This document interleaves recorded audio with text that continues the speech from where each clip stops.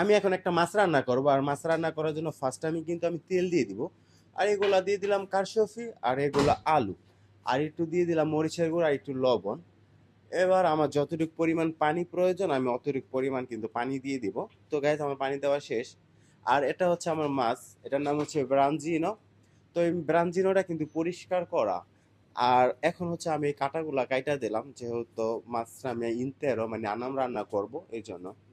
তো গ্যাস এই মাছটা কিন্তু অনেক বড়, দেন এই জন্য আমি একটু ফাইরা দিলাম মাছটা, যেহেতু মাছটা অনেক বড় আমার হয়তো অনেক সময় লাগবে।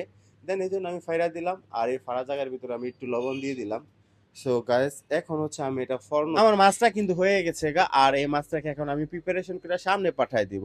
আর উপরে দিয়ে দিলাম একটু প্রেসেমলো, আর এটা হচ্ছে বাজিলিক, এই বাজিলিকটাও আমি দিয়ে দিলাম। দেন এখন হচ্ছে এই মাছটাকে আমার সুন্দরভাবে এই বাসইয়ার ভিতরে নিয়ে নিতে হইব, ওকে। আর গাইস এটার নাম হচ্ছে একটু বুড়ো, আমি একটু বুড়ো দিয়ে দিলাম। বুড়োটা দেওয়ার কারণ হচ্ছে আমার তরকারিটা কিন্তু অনেক সুস্বাদু হবে, অনেক মজা হবে। এই জন্য আমি একটু বুড়ো দিয়ে দিলাম, আর এটা হচ্ছে একটু ভালো তেল দিয়ে দিলাম। তো দেখো আমার মাছটা, তরকারিটার কালার কিন্তু অনেক চেঞ্জ হয়ে গেছে, অনেক দেখতে ইয়াম্মি লাগতেছে।